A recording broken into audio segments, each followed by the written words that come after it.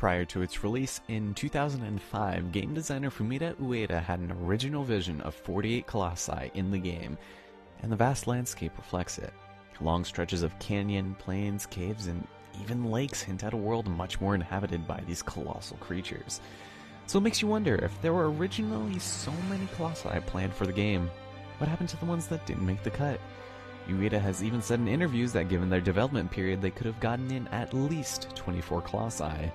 Well, implementation and quality control were their primary reasons. In previous episodes, we spoke about various colossi that were far enough into development to have plausible arenas, models, and even shown in beta footage. So, I say we take a quick look at the remaining few. The first we'll talk about is the flying beast Rock.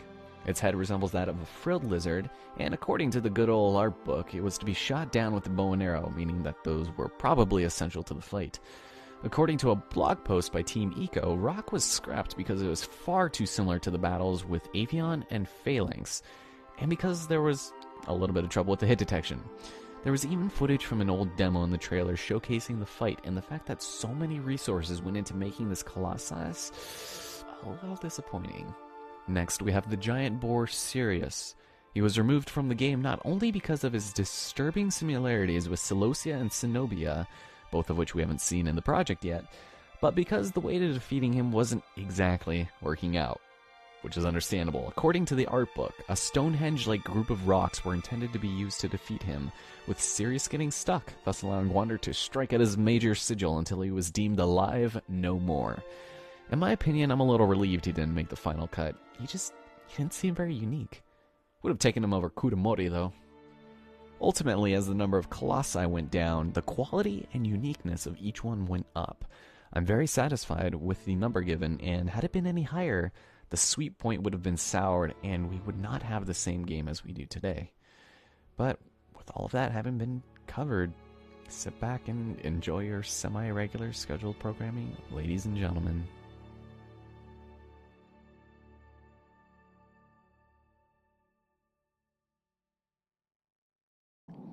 Ladies and gentlemen, my name is Ellison Cruz, and welcome back to Shadow of the Colossus.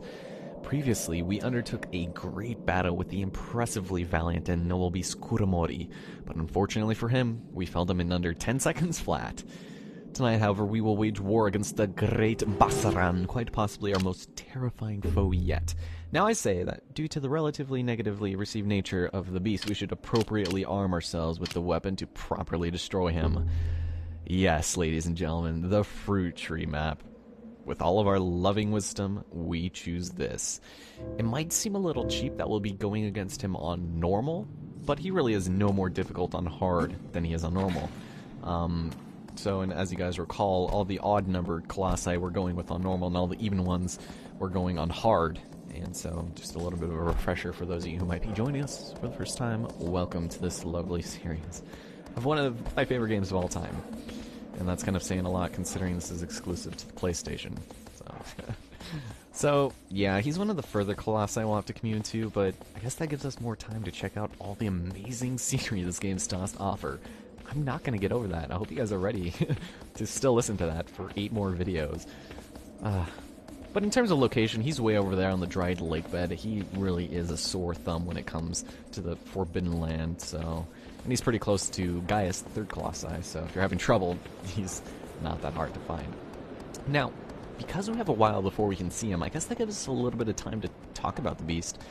A lot of people really don't like him, whether it's for his long-range attacks or because he's one of the very few colossi that requires the use of aggro to defeat.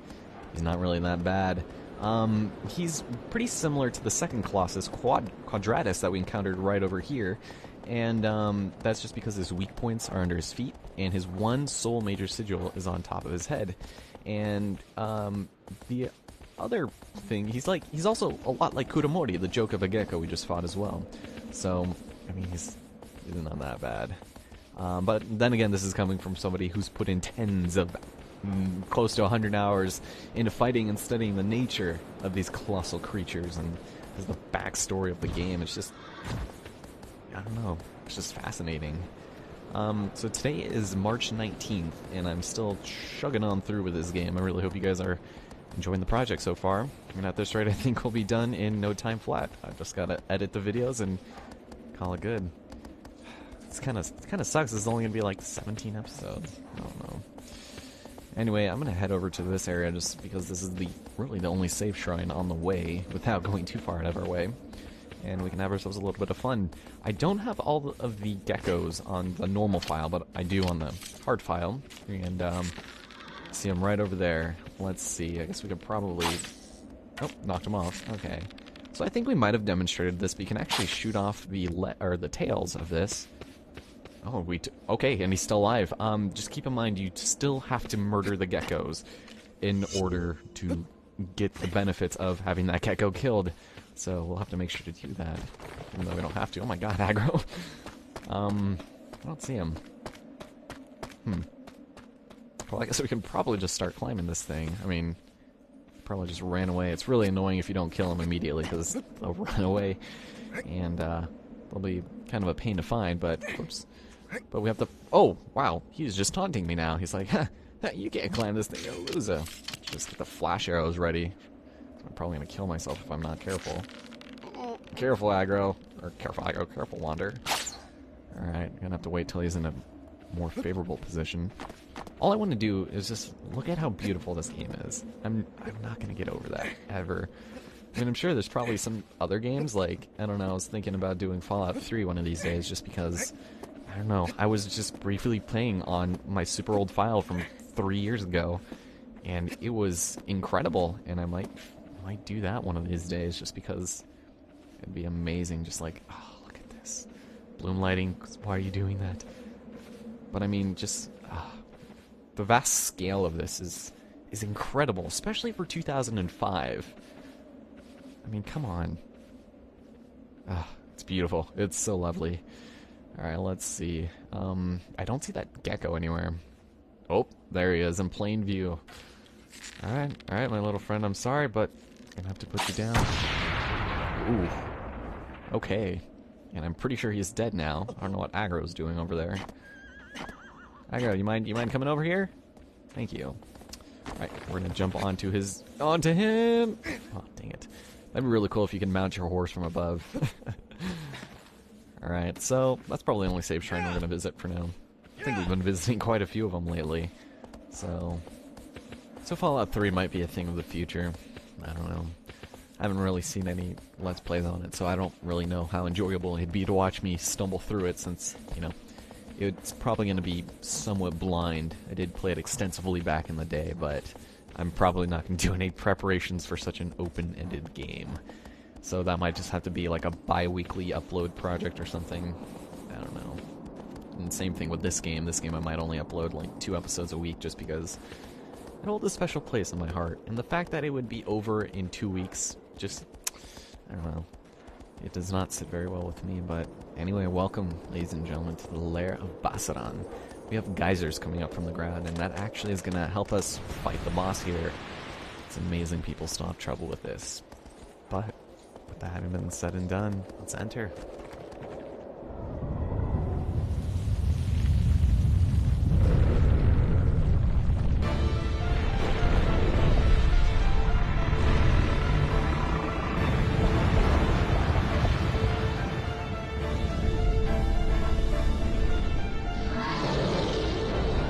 Alright, ladies and gentlemen, behold the almighty Basaran, accompanied by the amazing score. This guy is a bit of a pushover. You can see he's going to throw projectiles at you. That is why you want to stay on aggro for a good chunk of this fight. But he is not actually all that necessary. In all actuality, you can easily roll out of the way. So, you don't really have to worry too much about aggro. Now, your main objective here is to get him positioned over one of these geysers that will occasionally spray high-pressurized water from beneath the surface. And once he's positioned in a favorable place, there it is. That actually was pretty good for us. Now, this is what I meant from before. Like, you want to make sure you attack the bottom of his legs, or bottom of his feet, rather. Go and shoot each one with an arrow, and this will cause him to be knocked over. And once he's done that, run towards the other side of his body, because he's going to fall away from you. And you can't climb on his... Whoops. Can't climb on his shell. Awesome change of music. Alright, so there we go. So we're actually going to start climbing up on his belly here, and we can start making our way up that way. So, luckily, if you can't take him out in a single cycle, don't worry. You have to position him over a geyser again, but you don't have to shoot his feet again. As long as the water sprays him, he'll just fall over automatically, so he makes it pretty simple. Also, the fact that he has only one major sigil. On hard mode, you need to beat it in 5 minutes, but on normal, you have 7.5, and it's almost unnecessary because the longest part of the fight is just getting him positioned over the water geysers. And once you're up on his back, you're pretty much good to go. But be careful. Physics are a little wonky. Ooh, there we go. A little video game-esque, if you ask me. Alright, so he's going to be pretty mad, but he is not going to stop shaking. So you have to get on him pretty quick and do this. So just wait for him. You have a very small window of opportunity, so you're probably going to have to put in a couple of strikes. He's kind of relentless in that way. And admittedly probably one of the more annoying ones to do on time attack, so... And there we go. Okay, barely got that just because I got the perfect grip. And let's try it one more time. Alright, so with that, ladies and gentlemen, Basaran will be put to rest the next hit. So with that, well, goodbye my old friend.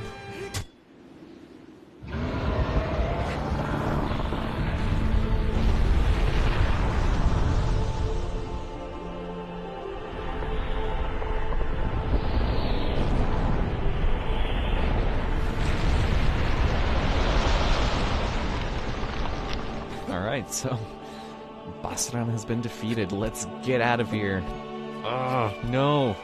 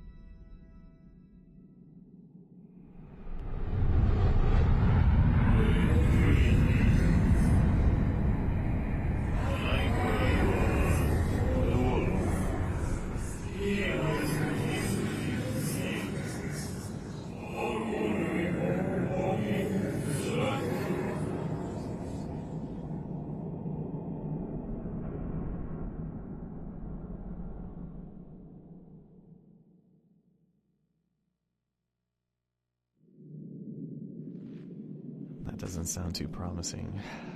But with that having been said and done, my name is Ellison Cruz, and thank you so much for joining me on this episode of Shadow of the Colossus.